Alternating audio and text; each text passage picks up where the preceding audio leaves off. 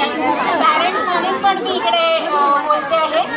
तर सर्व छोट्या मुलांसाठी आपली एक छोटी मैत्रीण आहे, तिचं नाव चिंगी आहे. आणि चिंगीला झाडं लावायला खूप आवडतात. तुम्हाला आवडतं का छोट्या मुलांना झाडं लावायला, झाडांना पाणी टाकायला आवडतं का? तशीच एक चिंगी आहे. आणि चिंगीला पण आहे ना झाडं लावायला वाढवायला खूप आवडतं. पण चिंगीचं झाड जरा वेगळं आहे. आता तिनं वेगळं झाड लावणार आहे तिच्या घरात. आणि ती कोणतं झाड लावणार आहे तेच आता आपण बघतो. बघूयात ती काय मागते देवाला. एक छोटेसे झाड लावले चिंगीने, एक छोटेसे झाड लावले चिंगीने, मागणे मागितले देवाला तिने. बाप्पा झाडाला येऊ दे बिस्किटाचे पान. बिस्किट आवडतं ना सगळ्यांना, ओरिओ ओरिओ. बाप्पा झाडाला येऊ दे बिस्किटाचे पान, कधी लावू साखर त्याला कधी क्रीम छान. झाडाला येऊ दे चॉकलेटचे तुरे, झाडाला येऊ दे चॉकलेटचे तुरे, कधी पिझ्झा बर्गर कधी कुरकुरे. कुरकुरे आवडतं ना. झाडाला येऊ दे चॉकलेटचे तुरे, कधी पिझ्झा बर्गर कधी कुरकुरे.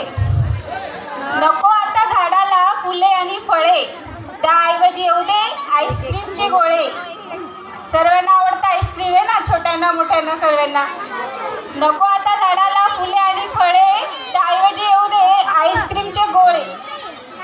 बाप्पा माझी एवढी इच्छा कर पुरी, बाप्पा माझी एवढी इच्छा कर पुरी, कधी कधी येऊ दे झाडाला श्रीखंड पुरी. श्रीखंड पुरी खाते का?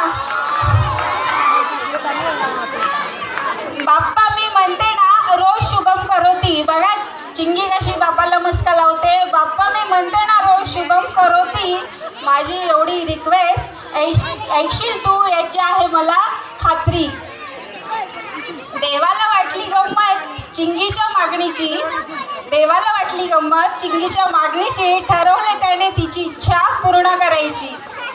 प्रत्यक्षात नसलं तरी चिंगीचं स्वप्न खरं झालं. चिंगी स्वप्न पाहत होती बरं का, तिच्या घरात असं खाऊचं झाड मस्तपैकी आलेलं आहे. देवाने त्याला छान छान खाऊ लावलेलं आहे.